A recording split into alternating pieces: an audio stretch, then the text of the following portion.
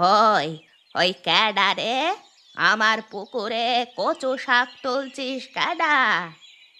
ঠাকুমা, আমি তুলছি গো। কে? আমিটা কে? পাশের পাড়ায় বাড়ি। ঠাকুমা, বাড়িতে যে রান্নার কিচ্ছু নেই, গরিব মানুষ আমি, তাই এই শীতে একটু কচু শাক তুলতে এসেছি। তুই এটা ঠিক করলি না। আমাকে জিজ্ঞাসা না করে আমার পুকুরে শাক তুলছিস? না বলে কারোর জিনিস নেওয়াকে চুরি করা বলে। সামান্য কচু শাক তুলছি বলে আমি চোর হয়ে গেলাম ঠাকুমা? আরে বউ, এটা সামান্য নয়। বাজারে এই কচু শাক অনেক টাকায় বিক্রি হয়।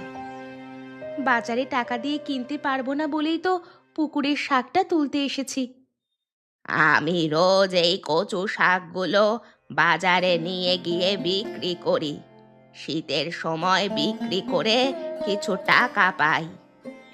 বুঝতে পেরেছি ঠাকুমা, আমি তো কচু শাকের টাকা দিতে পারবো না, তোমার পুকুর থেকে কচু শাক তুলেছিলাম, এই নাও।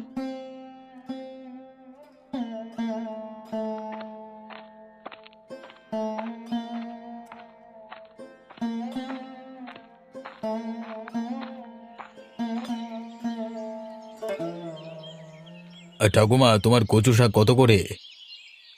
আরে, আমার পুকুর পাড় থেকে একজন বউ কচু শাক চুরি করছিল। আমি যদি না যেতাম, সব কচু শাকগুলো ও তুলে নিত। এইগুলো তুলেছিল। 10 টাকা দে বাবা, আর শাকগুলো নিয়ে যা। লক্ষ্য রেখো তোমার পুকুর, কেউ না কেউ তোমার পুকুর থেকে মাছও চুরি করে নেবে। ঠিক বলেছিস শ্যামা।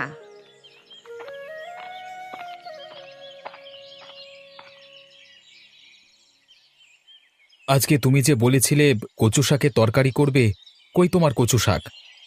অন্যের পুকুরে তুলেছিলাম সকালে, ঠাকুমা বারণ করলো, তাই তার কচু শাক দিয়ে চলে এলাম। ঠিক আছে, চিন্তা করো না। ঠিক একদিন দেখবে আমি তোমার জন্য কচু শাক কিনে নিয়ে আসবো।